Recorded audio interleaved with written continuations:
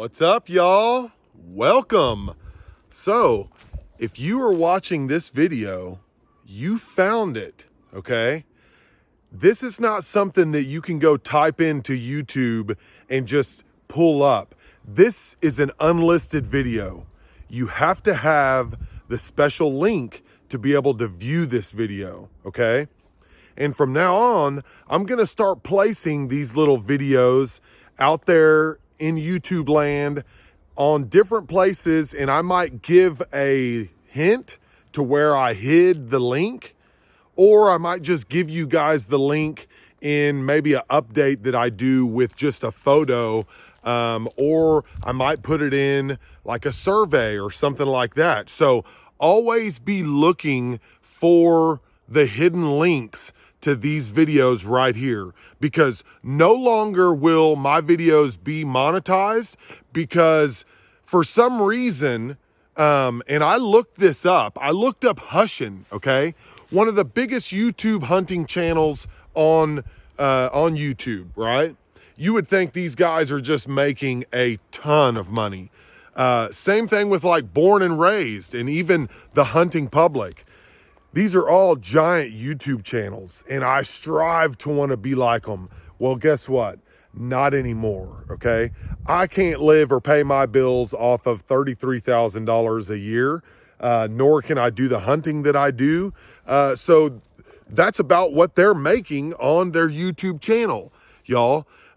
Some months I am making the same amount of money as these other giant YouTube channels. So I'm going to have fun with this. This is supposed to be fun. Screw the money aspect of it and screw the sponsors and all that crap anyway, because I don't want to be persuaded by money. I'm probably just going to have to work my ass off for the rest of my life and enjoy hunting on my free time, and not make it so much of it being like a job or something like that, right? Anyways, I want to give a shout out to every single one of you guys and girls that found this video, okay? You can't go just find it, right? You have to be a part of the Flatlander team to be able to view this content right here, okay? So welcome to Ground Hunting 104.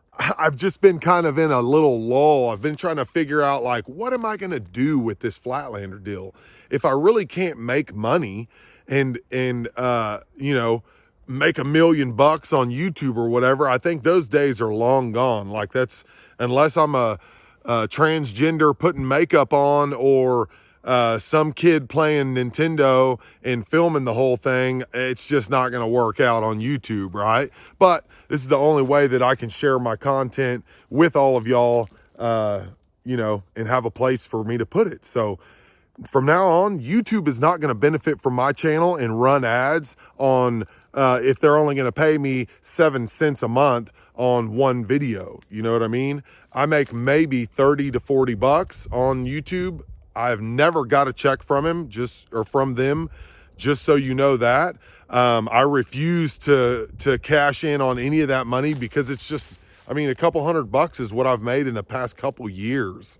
So it's just not even worth for me to give them my banking information. Anyways, Ground Hunting 104, okay? I'm going to go ahead and drop the knowledge bomb on y'all right now. A lot of guys ask this question: how do you draw on a deer when you're on the ground? Or any animal for that matter, right? Well, it's very simple, okay? I'm going to break it down like this. There's several different types of draws that you can do when you're trying to draw your bow, right? You wait until that animal steps behind something, and then you rip it back as fast as you possibly can, and then you try to get settled, right? Or the animal's right there in front of you, and you do the old slow draw and shake and draw it as slow as you possibly can, okay? Well, if you would just take a second and let's think about this, okay? Most animals are going to react off of that movement. So if they're sitting out there perfectly broadside and you go to draw your bow, they're gonna catch you and they're probably gonna bust out, okay? So do not ever draw your bow on an animal that is standing still unless their view is completely obstructed. So what you're gonna wanna do is the time to draw your bow, and this goes for any animal, if you're hunting bear, elk, moose, deer, everything, okay? It doesn't matter, a pig, anything, y'all. As soon as that animal is within range and you think, okay, I'm fixing to get ready to make that shot, right? It's getting time for me to draw my bow, okay? You only draw your bow when the animal is moving, when they are walking and moving, because they are in motion and everything is moving to them, if that makes sense, okay? When you draw and they are out in the open and they're moving, when you draw, they will stop almost immediately and not bust out, okay?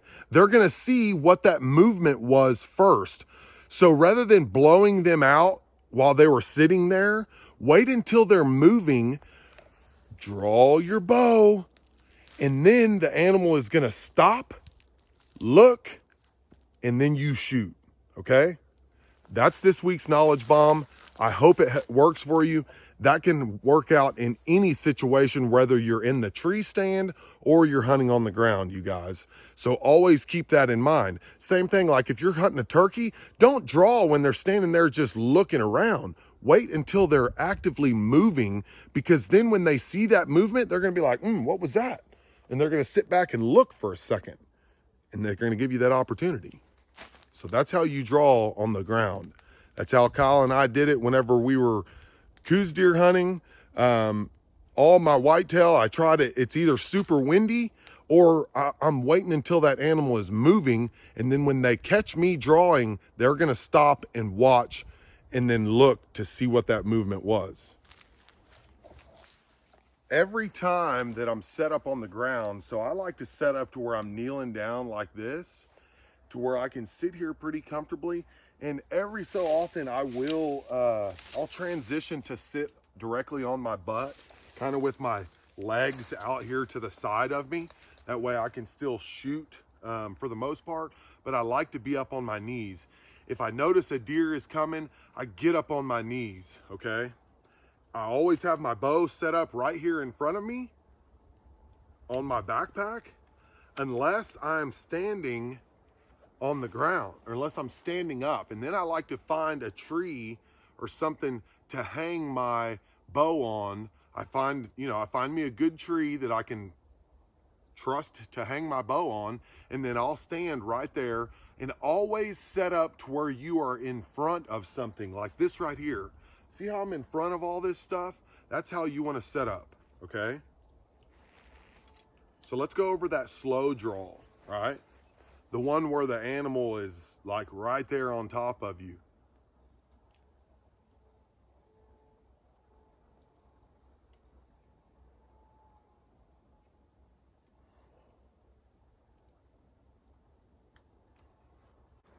Fast draw.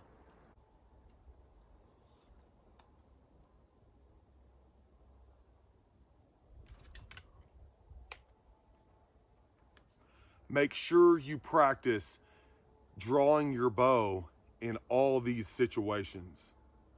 We're going to get into this week's episode. I'm going to be going over different things that you should look out for, and things to help you harvest on the ground on public land whenever it comes time that next season. All right, y'all. You can see the truck right here behind me. So whenever you first get into your area, whenever you're trying to, let's say you're going in for a ground hunt, you're doing a day hunt, first thing you want to do is you want to establish like which way the wind is blowing. That way you can work through your area correctly, okay? Most of the times I like to work with a wind coming across me rather than right in my face, because that tends to help with the positioning of the animal. Most deer will bed down with the wind at their back. And pigs kind of do the same thing. The wind's kind of swirling everywhere right now, but it's predominantly moving from my left to right right now. So we're gonna ease through here. We're just gonna move real quiet, and we're gonna do the same thing like I'm talking about. When you're moving on the ground, y'all, everything is about the movement, okay? Right now, I'm right here close to the road. It's a lot of activity. This is a very high pressured area. So most of these animals are gonna be out of that, you gotta get past that 1 mile zone, sometimes half a mile, depending on the situation. There hadn't been a whole bunch of hunters in here, so the pressure line has probably come forward some. So we're just gonna move through here real quiet. I'm gonna look up ahead.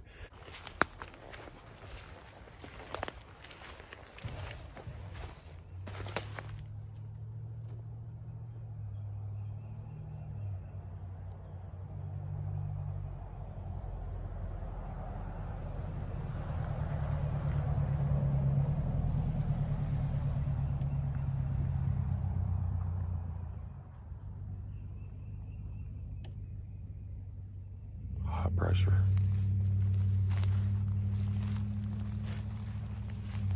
Every time I come into the woods, I always check my bow out, make sure everything looks good. I draw it.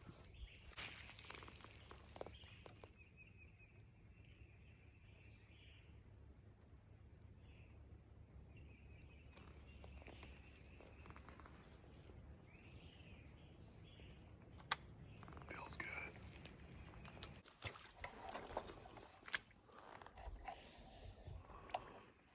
Once you figure out which direction the wind is blowing, then just kind of follow your gut and go where you want.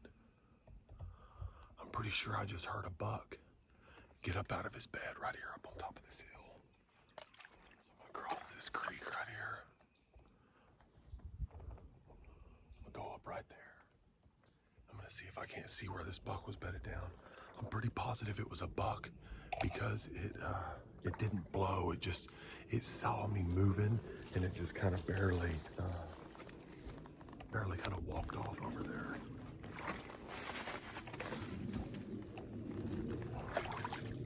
If you do not have a pair of good boots, that's a must.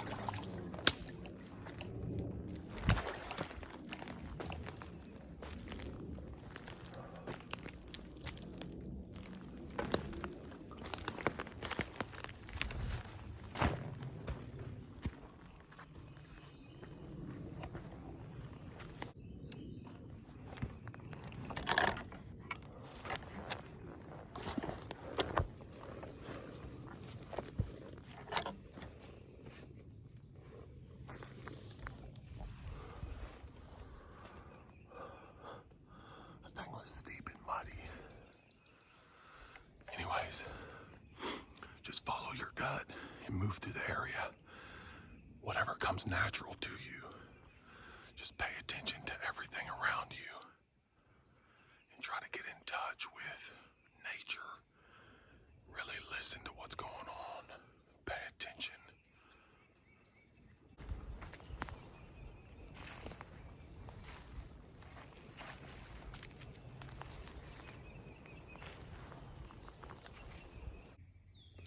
Okay, I'm gonna try to display this as best I can. Okay, so I think us as hunters, we have the advantage, especially whenever we're on the ground, right? If you can hone in on that animal or know about where those animals are bedding down, if you happen to see a deer and you're gonna stalk in on it, here's what I want you to keep in mind, okay? First thing always is you have to have the wind correct, okay? It's coming from my left to right. Next thing is think about a deer bedded down, okay? Most of the times they're gonna bed down on a higher spot and try to sit somewhere where they can kind of observe the area out in front of them that they cannot smell. Okay. So I want you to use the terrain to your advantage and think about like a deer's view is going to be super low to the ground, right? So the advantage you have is if you're coming through with binoculars, you can glass up ahead and hopefully find that deer that is bedded down. And once you start moving in, you need to pay attention to the way it's moving its head. Every time that it moves its ears, if it tucks its ears behind it instead of turning its head, then it's probably listening to you. You kind of got to read that body language, right? So I'm going to demonstrate this. I'm going to make it easy so you can kind of understand whenever I'm moving up into an animal's bubble what it looks like from the deer's view. Okay, I'm gonna start out 100 yards from the camera, and I have to make it to about, we'll say about 30 yards, and you tell me if you can find me moving in. I'm gonna set the camera up where I think kind of a deer might bed, and then I'm gonna come in from another angle. Okay, I'm gonna put you down to the deer's perspective, kind of like they're on the ground, and just, you already have an advantage because you know I'm going to be coming directly in front of you. Okay, a deer is going to be moving their head back and forth, which gives you even more advantage as the hunter. Okay, let's see. And this might take a minute because I want you to really understand what it takes to move up on an animal. Okay, I want you to see if you can see me. Ready? Okay, I think this is the perfect little spot. It's got a little falling down bunch of trees. I'm sitting up on top of a knoll. Okay, I can see a long ways all the way around. I'm gonna march out there and then I'm gonna come in on you. So y'all just sit here and be my bedded buck. This is my buck right here. I'm gonna be coming in somewhere out here.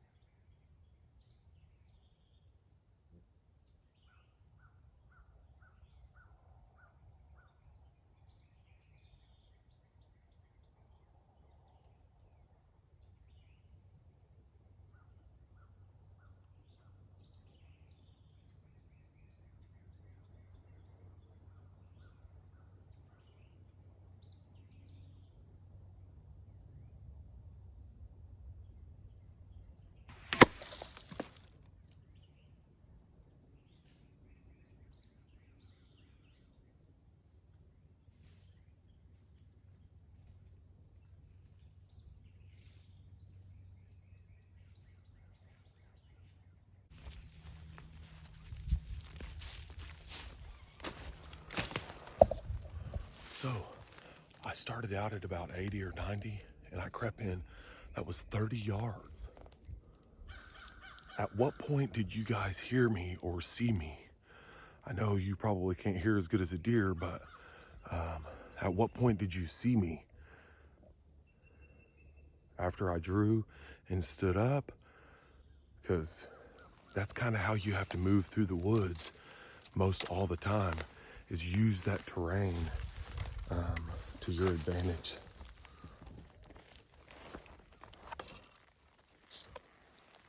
Hell of a shot.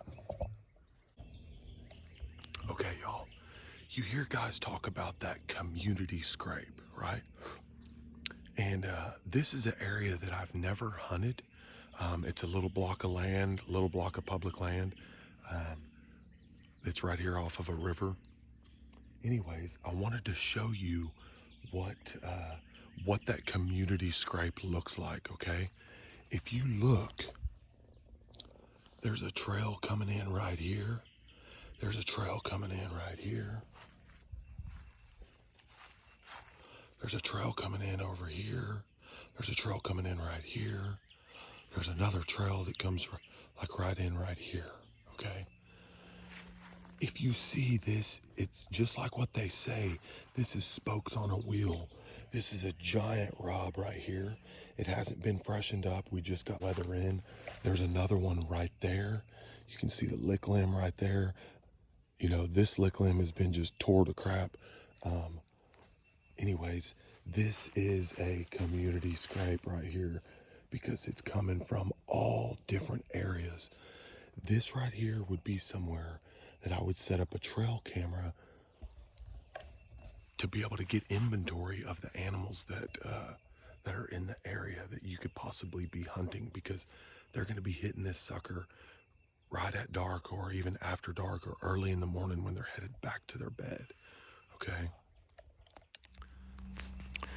Okay, y'all. So here's my property, okay? And I can tell by looking at this. So I've got a road over here to the right that you can see. This road over here, okay? And this is just a small little piece of property, and it's got ag all around it. Well, I can tell it looks like I'm just now getting into what looks like good area along this back side over here, okay? Here I am. You can tell by the density of the trees. Right in here in this dark area is what I'm gonna go kind of target.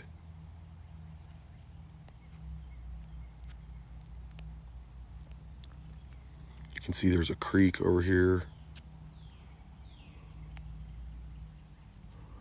Kind of a little wet drainage area up ahead, so I assume that's like a waterway. I think there's gonna be deer bedded right here on the edge of that waterway that comes right down through here. You see that dark line? It's a ditch. I think just up on this other side, we're gonna run into some deer. So I've got my direction, my wind. It's blowing kind of right in my face. And that's actually that waterway. See, there's a field. I don't know if you can see it, but there's a field out there that's private property. And over here on this corner, it runs downhill. So I think there's going to be animals right up here, just not too far. I think these two trails right here are going to a bedding area. Okay, I don't know if you can see them or not.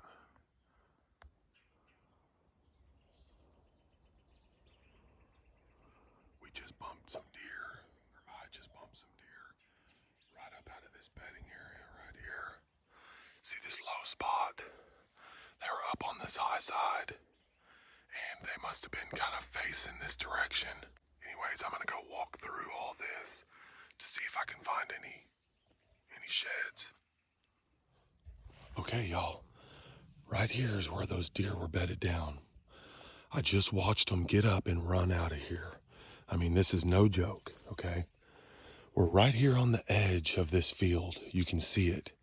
And then you can see there's a low spot right here that runs right through there. And then there's a high spot right here. Okay. This is what I'm talking about.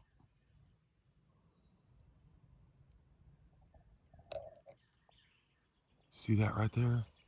There's a shed antler laying right there, right where these deer were bedded. So you know now. Listen, you can still hear the road. There's a road right here that people walk in on. Guess what this buck right here can do? He can lay right here and he can watch somebody coming from way over there, 150 yards that way he can see them, right? And all he has to do is get up, get in this low spot and take off. That's exactly what these deer did. And then they cruised around and got probably up into another thicker area. You have to pay attention to what those deer are doing. They will probably be using this this ground very similarly in the fall when season starts. So make a waypoint on this bedding area, and this needs to be, you need to figure out which way the wind is blowing first thing in the morning. You need to be in there well before daylight, and you need to sit down in that bedding area in some good cover and just sit and wait, and you will have deer come right by you. So cool. I'm so glad that I'm able to kind of put this together. I know I didn't get footage of the deer, unfortunately, but I kind of explained to you and showed you exactly where it was at. And I told you, I showed you on the map as well, and I'll kind of highlight those areas. You guys all over the country should be able to find situations just like this, no matter what the terrain, the forest, the open, grasslands, no matter what, hill country, mountains, like it all applies. I can't stress that enough. Let's go pick this shed up. Oh, it might be a little bitty deadhead.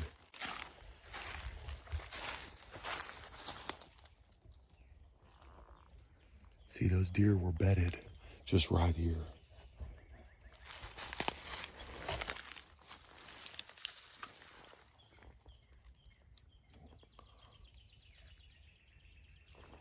Oh, wasp nest in it.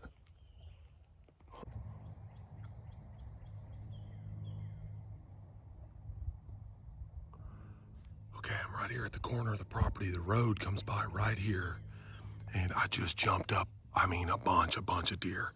They don't give two craps about that road. They had to be bedded down like right off of it. I mean, 30 or 40 yards off of that road.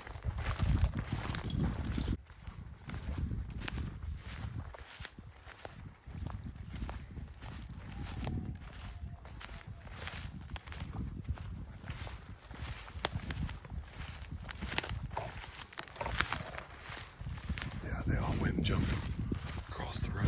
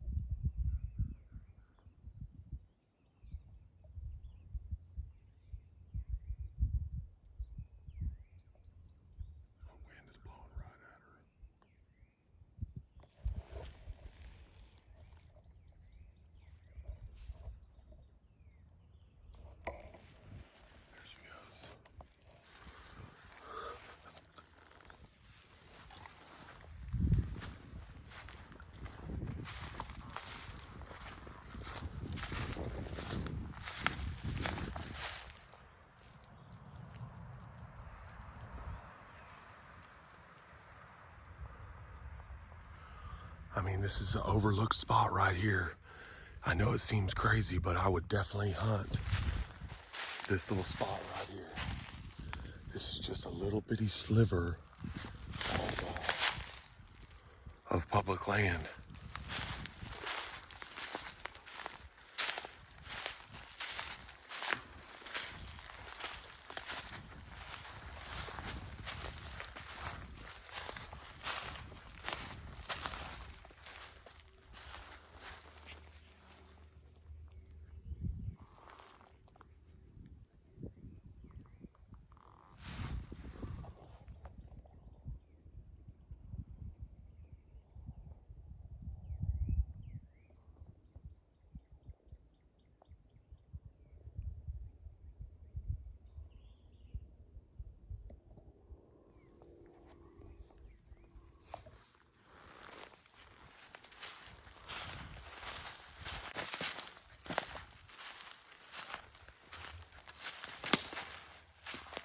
Big old scrape.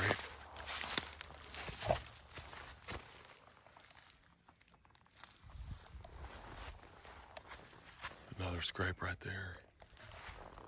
I mean, this is a good freaking spot. Right here by the road.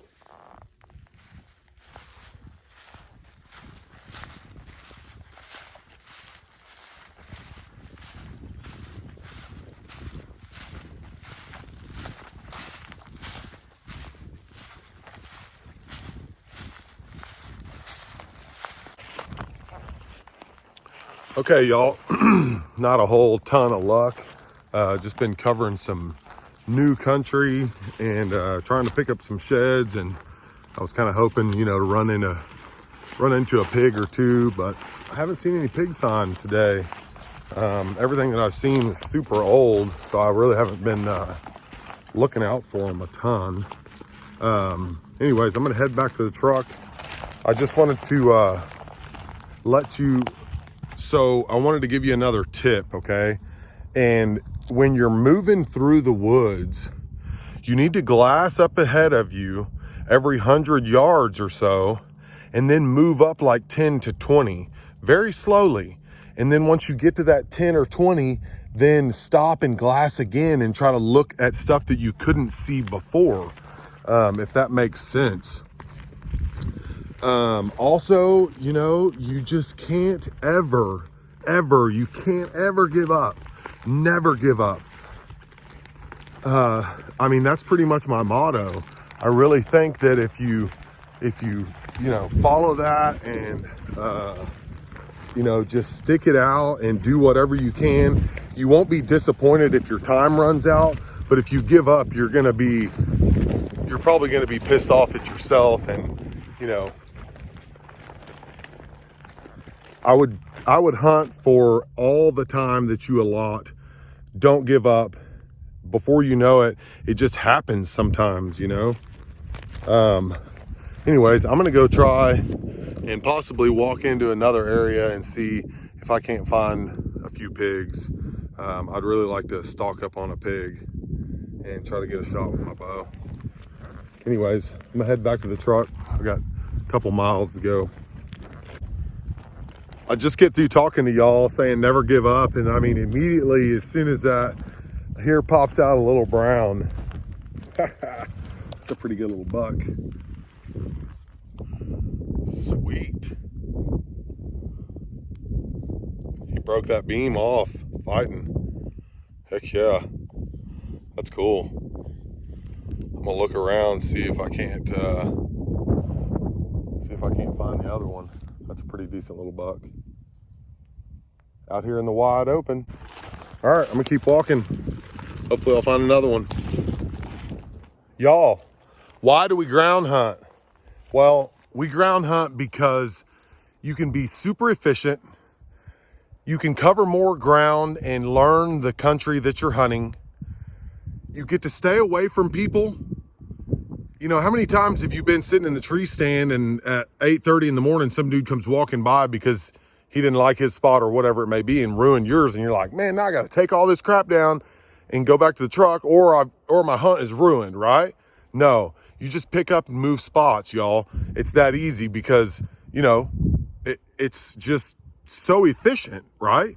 Even whenever it's time to go back to the truck, you ain't having to tear all that stuff down out of your, out of the tree or anything like that. You never leave equipment back in the woods so that you can go hunt it again.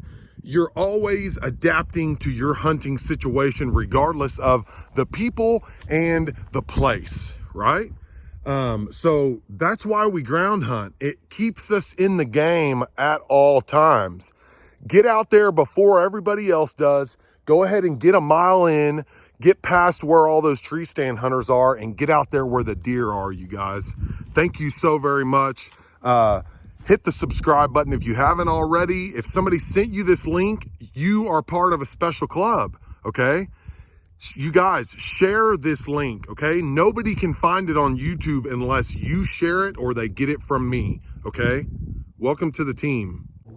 Oh, before I go, you guys do me a favor, grab your wife's phone, get on YouTube and through her account, hit the subscribe button on my channel. I want to see how many of y'all can get your wives to subscribe. Let's say we doubled the count. If all of y'all are married or have a significant other, I challenge you, go hit the subscribe button. You don't have to hit the bell on theirs, but go ahead and hit the subscribe button and let's see how many subscribers we can bump up this next month just by doing that off of these videos.